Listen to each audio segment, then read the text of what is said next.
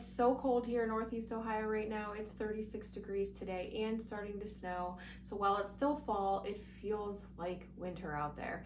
And that got me thinking about candles and sitting around a campfire.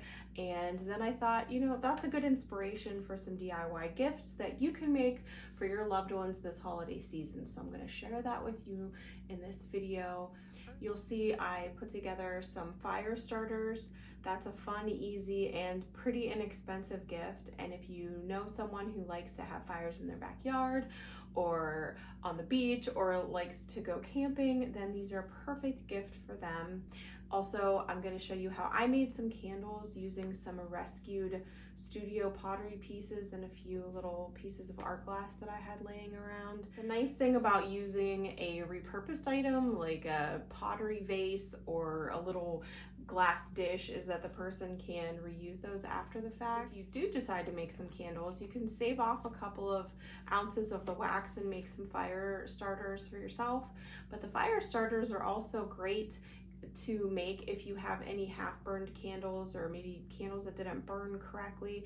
You can melt the wax out of there, mix them all together, use them in the fire starters. Inspiration from this, and if you're somewhere cold like me, I hope that it makes you feel warm and cozy just thinking about burning one of these candles or sitting around a fire with one of these fire starters. So for my fire starters, I'm using some wax that was left over in candles, and then that bag, I had a candle that it fell and broke, so I kept all the wax from that.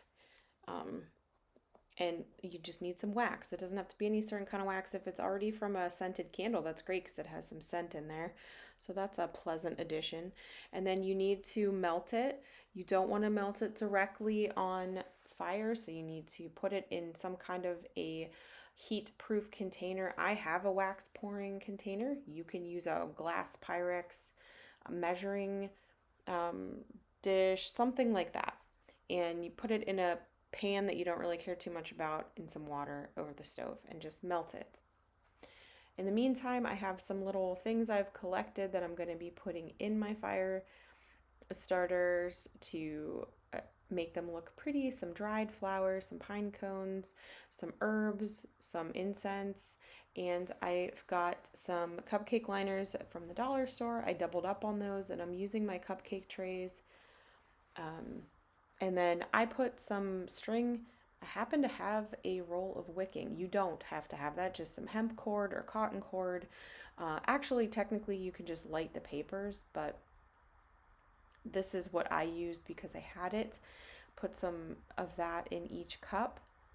And then you definitely want to double up on the cups. I think I was able to use one package of the cupcake liners to make 24 fire starters, and I think I might have had a couple left over, so the cost on this is pretty minimal, just the wax if you have to buy it, if you don't already have some. So I'm just pouring it in carefully. It's hot. And you don't have to heat the wax any hotter than the melting point. Once it's melted, you just turn it off. You don't have to pay attention to the temperature that you pour it at, which is great, which is something that you have to worry about when you're making candles, at least to a certain extent. So I filled these, I tried to fill them about 3/4 of the way, or at least leave a little bit of edge there, but it was difficult to do around my camera, so I did the best that I could. So I'm speeding things up a little bit here. I ran out of wax because I didn't melt all of the wax together, so I melted the rest of it and I was able to fill up all those cups with the wax that you saw. Couldn't tell you exactly what the measurement was, but it doesn't matter because it's going to vary depending on, you know, your cupcake liners and how like high you fill them and all of that. So you kind of have to eyeball it. And then I started to add pine cones and things a little too early. They kind of sunk in there below the surface. And the whole idea of the embellishment is just that you can see it on the outside, make it kind of pretty looking. So I recommend letting the wax sit for maybe like, I don't know, 5 minutes or so, just so that it starts to kind of come down in temperature. And you don't want it to be solid and pushing things in there, but you want it to be kind of thick, so that things don't immediately sink to the bottom. And I'm not really sure we'll have to see what people think of them. I used some backflow incense cones in some of them, which I thought was cool. It might, I don't know how strong it will smell outside, but I had it and I thought it'd be a cool idea. And then I had some little incense sticks that I got as a bonus in with an order that I got from Amazon. So I stuck some of those in one of these. And I've had a bag of pine cones of various sizes for a while that I wanted to use for a craft. I'm going to be using them for other crafts coming up here, but I thought this was a really good use of them. And they might kind of crackle a little bit when you burn them, I'm not sure.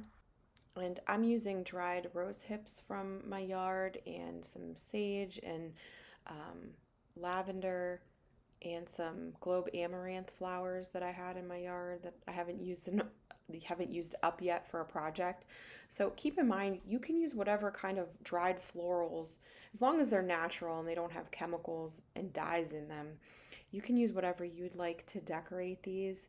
Have fun with it. I mean, you could even go to the grocery store and buy a couple sprigs of herbs and then dry them in your oven.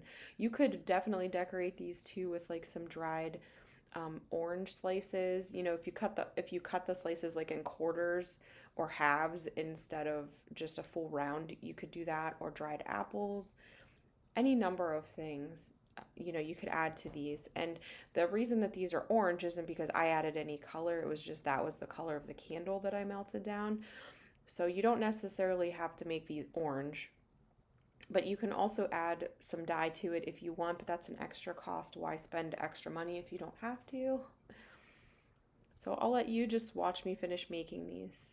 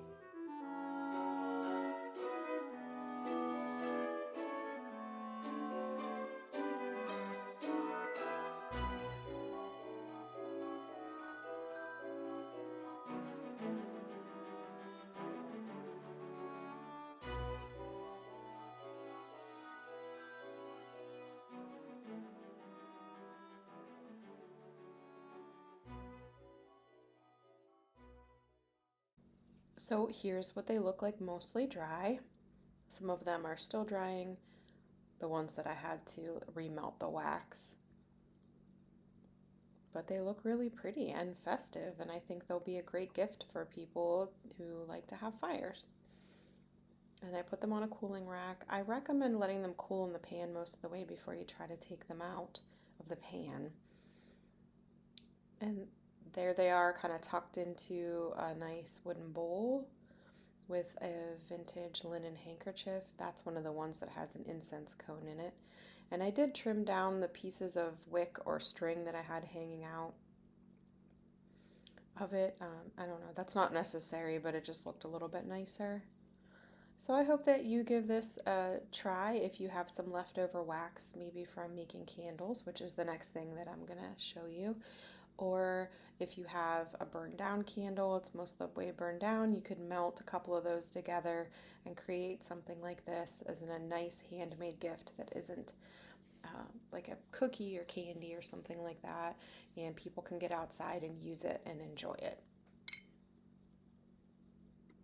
I am not a professional candle maker. There are many people on YouTube who are. Please take some time, look at them, do a little research, check out those people on YouTube. They'll give you some good ideas on where to find your supplies. But I just wanted to share with you my project and some of the things that I ran into and some of my observations, and I hope that that inspires you to turn some thrifted finds into some nice warm, cozy holiday gifts. So to start with, obviously the most important thing is the wax.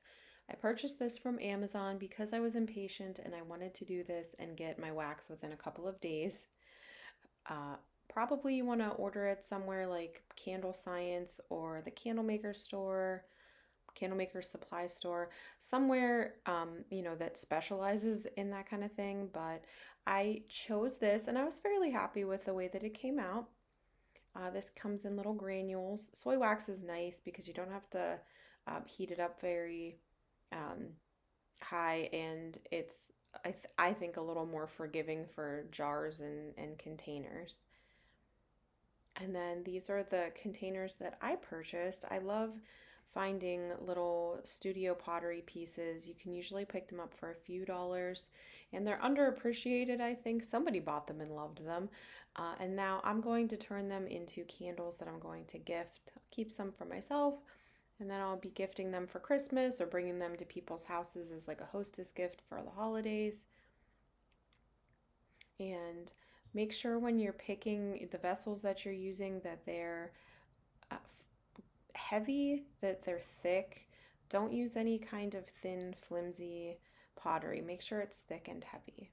I use these alcohol wipes because I had them to wipe out the insides of the bottoms of the jars. You can use just plain rubbing alcohol and a cotton swab or a paper towel, but you want to do that to make sure there's any residual, oils or soap. You can get that off of there.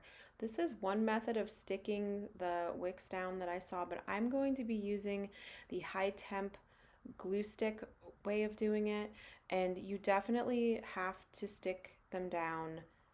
You cannot just drop a wick into a candle. It's very dangerous. It's a fire hazard. I purchased those wick holders and also the wicks from local craft store. I got these from Michael's. Once again, I probably could have found better ones online, read some reviews. There you have it. But so these are the containers. I have them on drying racks. It's for air circulation. And one good thing to do is use your hair dryer or a heat gun and heat things up at least somewhat, just to get the containers to be nice and warm, or at least room temperature, so when you pour the hot wax in, it doesn't immediately cool on the sides and pull away. So here I am, I've melted the wax down, and I used a double boiler method. I put the wax in the wax melting container, and you actually can melt this in the microwave. There's directions on the back of this particular bag how you can do that, but basically you don't want to heat most wax higher than like 160 degrees, most soy wax. It doesn't take high temperatures very well. And then I'm just using a candle scent that I found on Amazon as well. Once again, buy that from a candle supply website. You find better quality, but I went with this one so that I could make this video and get this project done. You want to make sure that you stir that up really well, maybe like for about 30 seconds to a minute. Just really stir it in there so the scent is in there.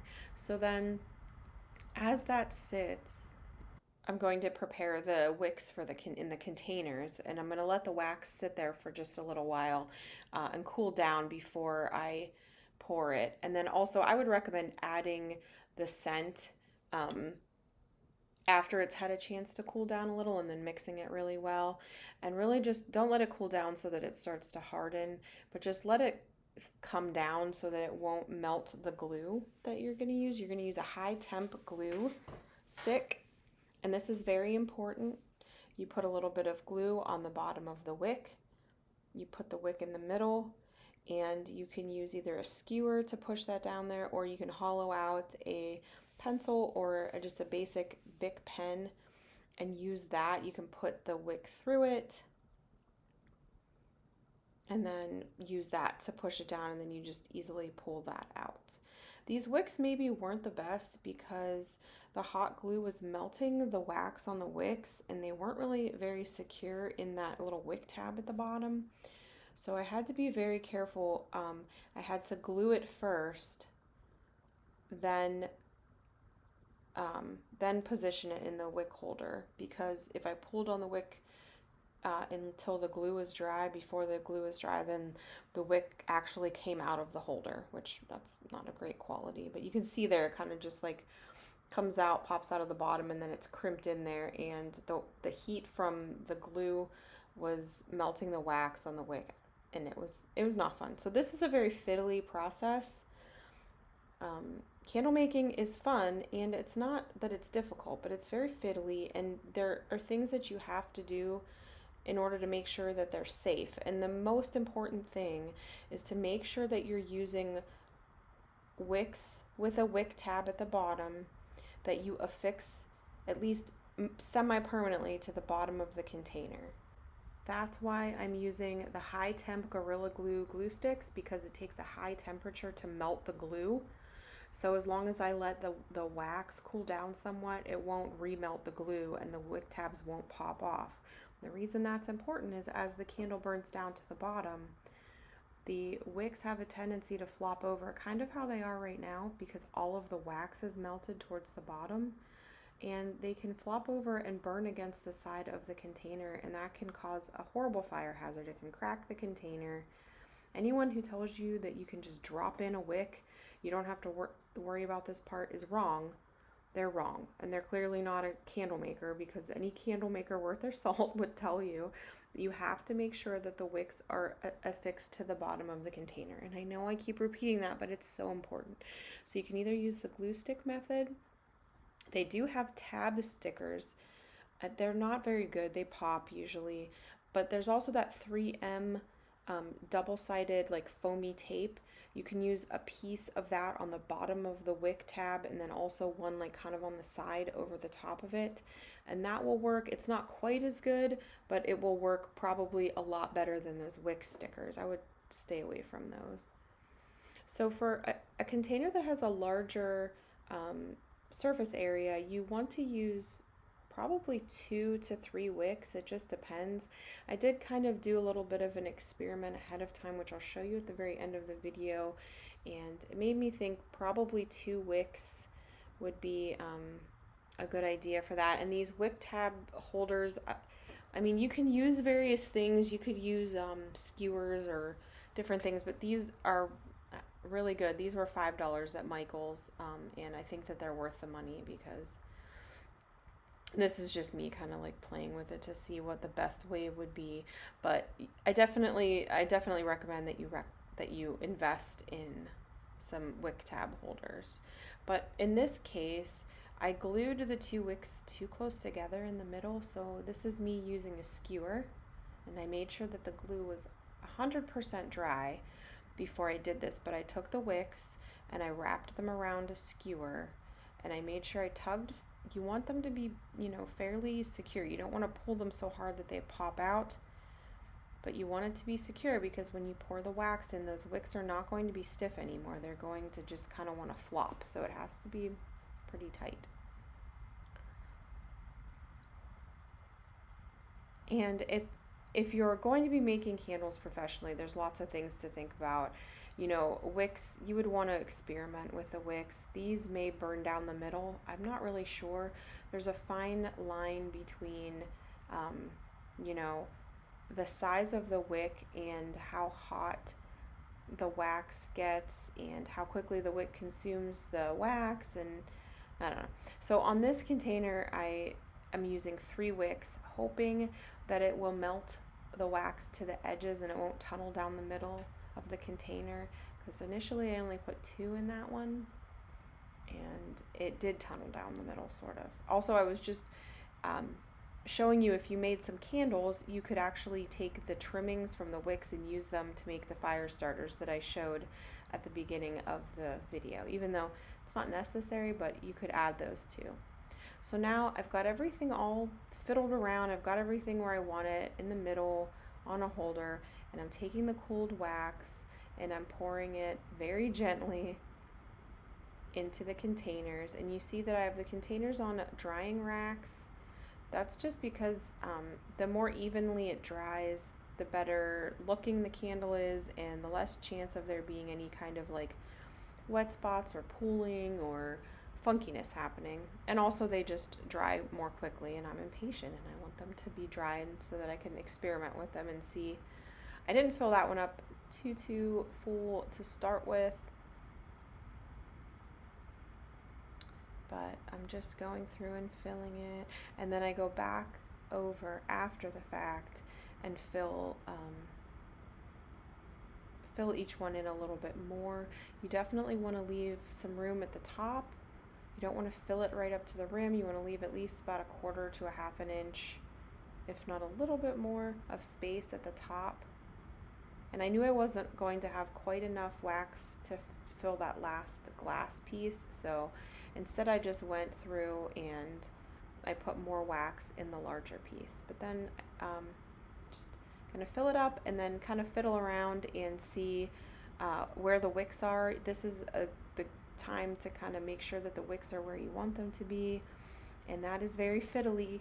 So yeah, just do your best with that and try to make sure that they are where you want them to be.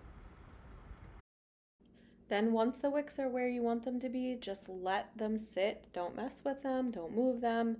Let everything dry. I would say let it dry for an hour or two. You can come back through. If you jiggle the wick very gently, if it doesn't move around in the wax, you can probably take the wick holders off and trim the wicks. You want to leave about 1/2 inch of wick and then let people know that they can trim the wick down to 1/4 inch. And ideally, you don't want someone to burn these for a couple days at least after you make them. You can test them once they're fully dry, you know, after several hours or like the next morning. You could test them just to make sure that the wicks burn down okay. And then, you know, they call it throw. The scent is cold throw is what it smells like when you just hold the cold candle up to your nose. Hot throw is what it smells like when it burns. It's going to vary, especially the first couple times that you make them. Just, you know, it's okay. If it's not perfect, it's fine. Because in the end, this is the kind of lovely little gift that you will be giving either to yourself or to somebody else. So you've rescued some nice pottery pieces from the thrift store, giving them a second life. You've given someone a homemade, heartfelt gift. It's a one of a kind because you made it. Just another reminder too, if you decide to make these for yourself, make sure you're picking heavy duty glass or pottery, nothing real thin. The little amber dishes are Fire King. Those are meant to be cooked with, and that's some really heavy clear glass there too. This pottery is all really, really heavy. So just make sure that it's a container that can withstand heat. Not that your candle's going to be that hot while it's burning, but you never know. And also encourage people to burn them on a plate if you are going to be giving them as gifts. And there are tons of resources on YouTube. Look for a professional candle maker on YouTube that can give you some tips. There's tons of videos, tons of how-tos out there, you know, to help you troubleshoot. But also another thing too, if you get any weird bubbles or lumps in the top of your candle, you can use your hair dryer and just melt the very top layer to, you know, smooth it out. And I hope that you try this for yourself. I hope you rescue some things from a thrift store.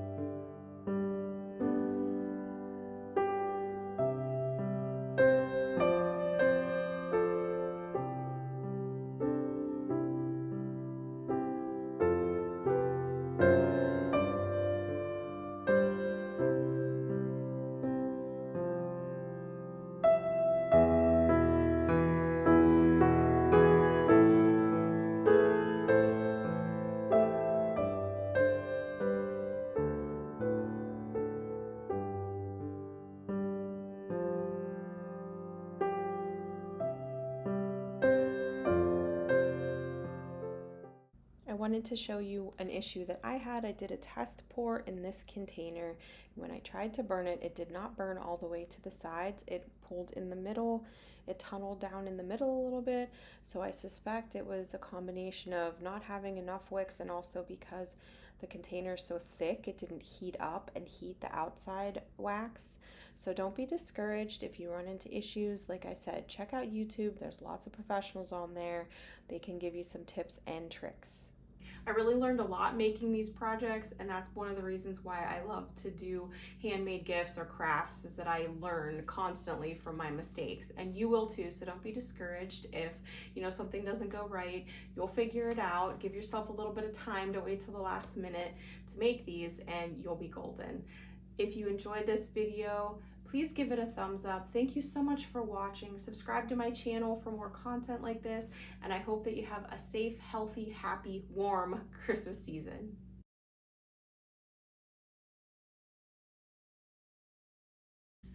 Who doesn't love melty, hot things that can catch your house on fire? I know, like, the more dangerous, the better when it comes to crafting for me. I love the studio art pieces that I find. They're usually only a couple of dollars. Someone took a lot of time and skill to make them, and I try to rescue them and turn them into something that you would be able to reuse and gift, and candles make a great idea for that.